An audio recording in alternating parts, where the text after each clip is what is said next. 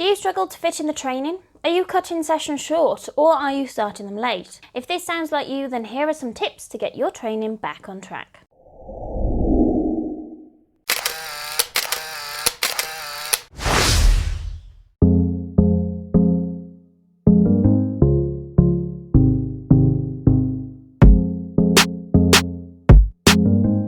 Hi guys, it's Jess here with the final episode of the Rework the Work-Life Training Balance. If you haven't already checked out the other two episodes, then do go and head to the link in the descriptions and go check them out, and then we'll see you back here very soon. So today we are talking about the training side of the work-life training balance. And here are my top 3 tips to help get your training back on track. Tip 1. Plan your workouts for the times that are best for you. If one of the things you struggle with is sticking to your workouts because of other commitments, then take some time to have a look at your schedule and rearrange your training so that you're doing it at a time where other things don't always crop up. If you have a coach, then work with them and let them know what your prior commitments are. Between the pair of you, you're going to be able to organise getting those training sessions in and being able to achieve them without having to give them a miss because you need to do something else. This can even go as far as looking at timing. If you don't start work till later in the morning, then why not give the sessions a go when you get up? Or if you know that you're always back early from work, then why not do your sessions in the evening? Some people prefer working out in the morning and some people prefer working out in the evening, so try and factor this in when you're looking at booking in your training schedules as well.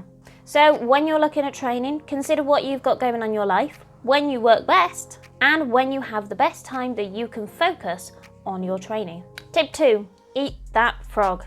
No, I don't actually mean eat a frog. What I'm referring to is the art of getting it done. And Eat That Frog is one of those kind of self-help books that I picked up years ago, and it actually was helpful. The general message behind it is literally get it done. If you find that you're the kind of person who, a little bit like me, often procrastinates and thinks, oh, I'll do it later, I'll do it tomorrow, I can fit it in then, that's fine, then stop. Unless there is something else that you should be doing, in which case you need to revisit tip 1, then there is nothing stopping you from working out other than yourself. So get your gear, get your workout done, and eat that frog. You will feel tons better for getting it done, and you've not got anything that you need to try and achieve tomorrow on top of everything else you've already got to get done. Be prepared. So my final tip is around preparation. If you find that before a training session you can't find your trainers, your running kit's gone missing, and your bike is still dismantled, it's going to be so easy to turn around and say, I'll do it later. Having an app or diary where you know what training's coming up means that you can be prepared for this training. So if you know you've got a cycle session, you know your bike needs to be ready to go. And if you know that you need to be heading out for a run, then why not have all your gear stacked together and ready? Spend a bit of time each night or each morning putting all the kit together that you need. This can go as far as your bike, your trainers, your top, even as far as your nutrition and water as well. If it's all set out, then there is absolutely no excuse to get it done. If, like me, you only have the one bike, which I probably imagine you've got more than one bike if you're anything like my husband,